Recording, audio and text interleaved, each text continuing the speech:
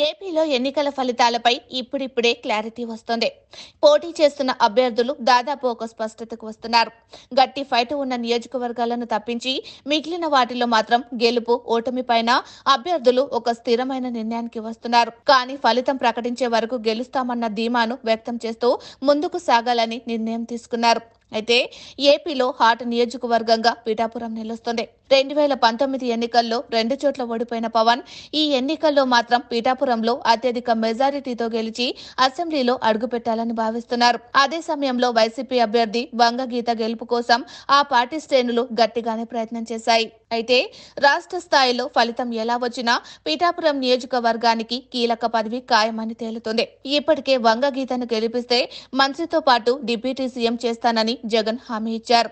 ఆమెకు పాలన పరంగా కూడా మంచి అనుభవం ఉంది. 2009లో తొలిసారిగా ప్రజారాజ్యం పార్టీ నుంచి పోటీ చేసిన ఆమె ఎమ్మెల్యేగా గెలుపొందారు. అటు తర్వాత జిల్లా పరిషత్ చైర్మన్ గా కూడా పనిచేశారు. రాష్ట్ర సభ సభ్యురాలిగా గత ఎన్నికల్లో ఎంపీగా కూడా ఎన్నికయ్యారు. ఒకవేళ ఆమె గెలిచి ఏపీలో వైసీపీ అధికారంలోకి వస్తే వంగగీత తప్పకుండా మంత్రి అవుతారు. డిప్యూటీ సీఎం పదవి దక్కించుకుంటారు. కీలక పోర్టుపోలియో తప్పదు. ఒకవేళ టీడీపీ కూటమి అధికారంలోకి వచ్చి పవన్ గెలుపొందితే ఆయనకు కీలకమైన మంత్రి పదవి ఖాయమని ప్రచారం జరుగుతోంది. ఇప్పటికే కూటమిలో పవన్ పాత్ర కీలకం. చంద్రబాబు తప్పనిసరిగా ఆయనను కేబినెట్ లోకి తీసుకోవడం ఖాయంగా తేలుతోంది. అటు పిఠాపురంలో పవన్ గెలుపు పక్కా అన్న ప్రచారం జరుగుతోంది.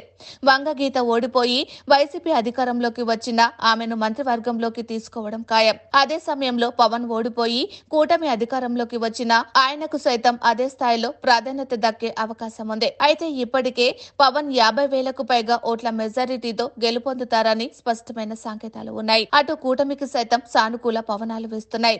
ఈ తరుణంలో పవన్ డిప్యూటీ సీఎం పదవి చేపడితే పిఠాపురం అభివృద్ధి చెందుతుందని నియోజకవర్గ ప్రజలు ఆశిస్తున్నారు. వైసీపీ అధికారంలోకి వచ్చినా ఇటు టీడీపీ కూటమి అధికారంలోకి వచ్చినా పిఠాపురం నియోజకవర్గానికి మాత్రం కీలక పదవి దక్కే అవకాశాలు స్పష్టంగా కనిపిస్తున్నాయి.